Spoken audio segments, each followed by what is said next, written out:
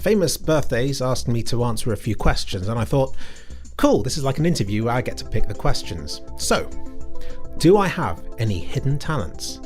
They're all pretty much on show in my YouTube videos. I wish I had learned to play a piano or something like that, but just like I can't code, not being able to play the piano hasn't stopped me from being able to write my own music or to make my own games. And ultimately I get satisfaction from achieving the desired result rather than how I get there, which is why I'm not too against using AI if it helps me to achieve my visions. Have you ever seriously considered quitting social media?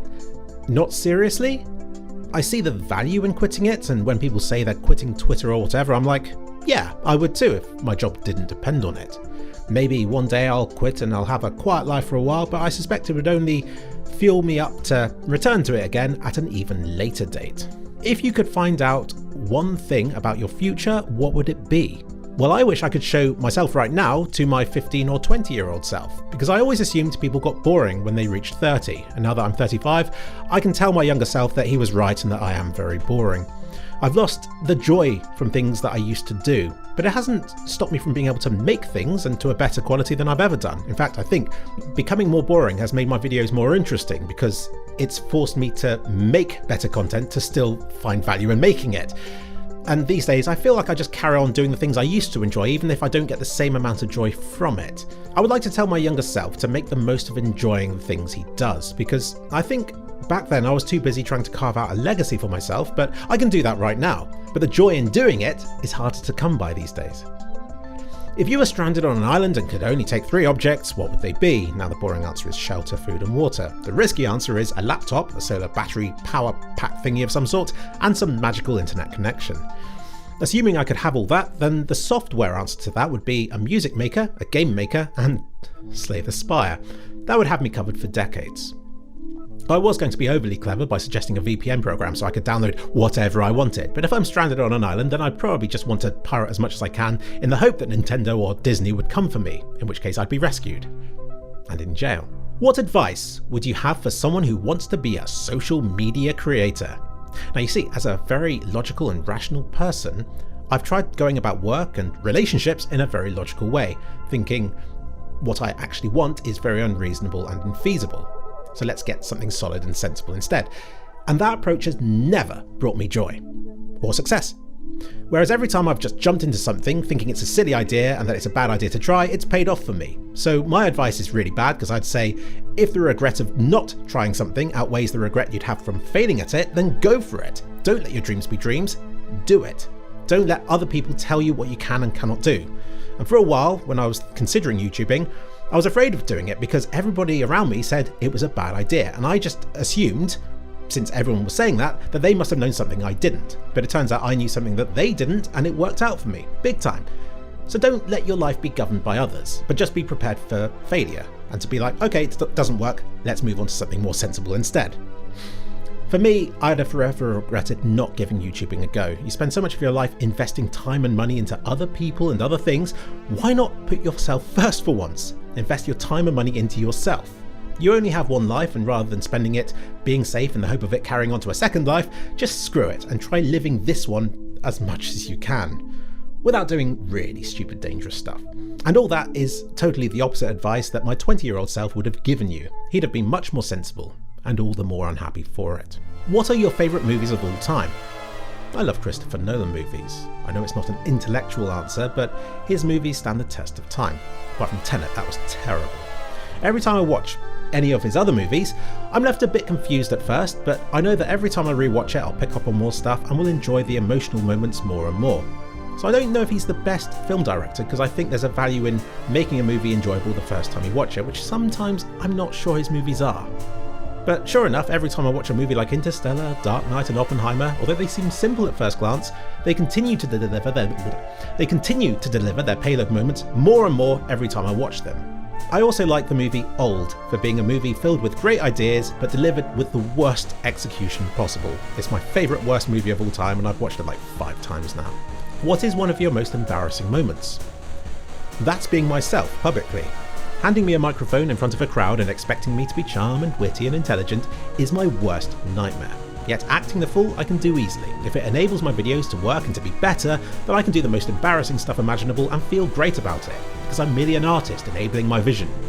I always say you see the best of me in my work, and the person behind it all is merely there to make it all in the first place. What is something most people who follow you don't know about you? Oh, I didn't answer that one. What is your biggest peeve? It's how negativity online is encouraged and rewarded. You can be the best person ever and people will just see that reputation as an opportunity to gain fame for themselves by dragging you down. But if you're the worst person ever, you gain clicks right now, fame and money for being that person and without any limitations or borders. And the moment you do something good, people praise you for it. It is so unfair, and I'm fed up of being continually villainized for the tiniest of things. Simply because someone has a different opinion to me and then wants to word it badly and to repeat it so many times it becomes the truth for their fan base. There is no easy solution to this problem. If I ignore drama, then the bad people who talk about me control the narrative. If I respond, then my own audience hates me for getting involved in petty drama that they didn't subscribe to me for. I'm not saying I'm a good or nice person. I'm quite a normal person trying to get by on the internet, but with so many drama content creators out there, it sometimes feels like I'm just trying to get on with my life with two hands tied behind my back. So yeah, I'm here to make content. I'm not here to pick fights with people. Leave me alone, thanks. What is your favourite birthday memory? When I turned 30, I went to Flambard's, a place from my childhood. I brought my friends and family there with me, and they all seemed really happy. It was a nice day at the time, but it's since then, when the world has gone to shit, people seem less happy and Flambard's itself has closed down. So I'm so pleased I've got good memories of that day. What would be the one superpower you would choose to have? Well, happiness is everything. It lets you push yourself harder, it creates more vivid memories, and I'd say the meaning of life is to create memories you remember. So I'd love the ability to feel super happy on a super high constantly, without the come down, without the addiction, without the bleakness that comes from pursuing such a lifestyle. In a sad state, you can have it all and not feel a thing. But in a happy state, you could be in the most dire situations possible and still be having the time of your life. Why wouldn't anybody wish for such an existence? What's your favourite video that you've ever posted?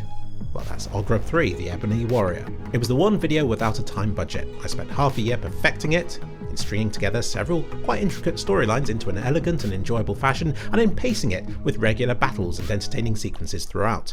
It pays homage to Dark Knight and Lord of the Rings in ways that will be ruined if I try to explain it to you, but it's pretty obvious when you watch it.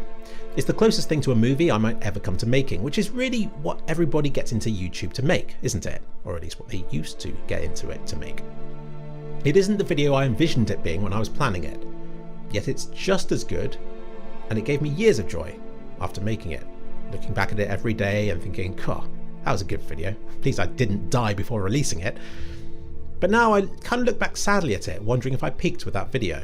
There's nothing stopping me from making another one, it's not financially viable, and what am I trying to achieve exactly? It's only going to be compared to that video. In a way, every video I've made since has been compared to it. So in a way I should be lowering my standards of videos, and then everyone will appreciate everything I make more, including myself. Who were the first creators you followed on social media? Well, I kind of approached YouTube backwards. I made content for it before I followed anybody on the platform, and it's only since becoming successful that I've really found other YouTube channels that I've enjoyed watching, like Laserpig. And I actually take the time to understand why I enjoy watching them and how their content fits into my routine. From there I can try and get that and put it into my own work, unsuccessfully, because you should never try imitating somebody else's work, nor their schedule or anything else about it, because you'll only be a poor copy of that. Do you see social media as your long-term career path? If not, what could you see yourself doing? If I'm honest, I never thought that YouTube would last more than a couple of months, and yet it seems to keep going, year after year, decade after decade. But if it does eventually go down, I would choose to work in McDonald's. Now, I've tried more academic jobs and it leaves me mentally exhausted. I return home and just binge watch TV shows, and that's so sad. What a waste of life. But when I was working at McDonald's, it left my mind clear to think up the stuff I wanted to make or how to progress with the stuff I'd already started on. So I'd be excited at work to get home, and then I'd be excited once I got home to work on these things. So yeah, if YouTube went down, I'd work in McDonald's and finally set about finishing Destruction Darius 2. What is your favourite holiday? I love Iceland for being cold and alien, where you turn the corner around a mountain and see yet more volcanic plains and distant mountains stretching out beyond the edge of the world. It feels like a true adventure. But equally, I like Jordan for being warm and human. Petra is the one place in the world that's better than you'd expect it to be. I love the hospitality of staying in tents with the local tribes in the Wadi Rum desert, and I enjoyed the hospitality in Oman, which is one of the friendliest places I've ever visited. Which one of your accomplishments are you most proud of? I think it's been my digitization of my family's photo and video collection. They made great records but never considered how they'd be viewed back. My success wasn't in digitizing it was in making it accessible in the here and now, by digitizing it. It's like Steam is with games. Its greatest achievement is in making legal content so convenient that people don't mind paying for it. It shows there is a market for it, it's just most of the time they plaster things with ads or behind barriers and stuff that stops you from wanting to view it. My goal was to make their entire backup as easy to store and to make copies of, which I think will preserve their longevity for years to come. Generations to come, maybe. I have zero regrets, and it's lovely to see it. So easy to access, to the point where my mum is forever pulling up whatever images or videos of the past that she wants in just a couple of seconds. Mission accomplished. And it's a great use of my skills to actually apply it to something that my family can enjoy. Who are your role models? Now, I really like Tom Baker. I loved him as Doctor Who when I was really young, as his eccentric but quite kind self. And I've grown to really appreciate his interviews as I've grown up. He's funny, intelligent, and very grounded for somebody who used to be a monk. I think he was very ahead of his time, and I'm so pleased I got a signed Christmas card from him a few years ago, even if I did have to pay for it. That's the end of it.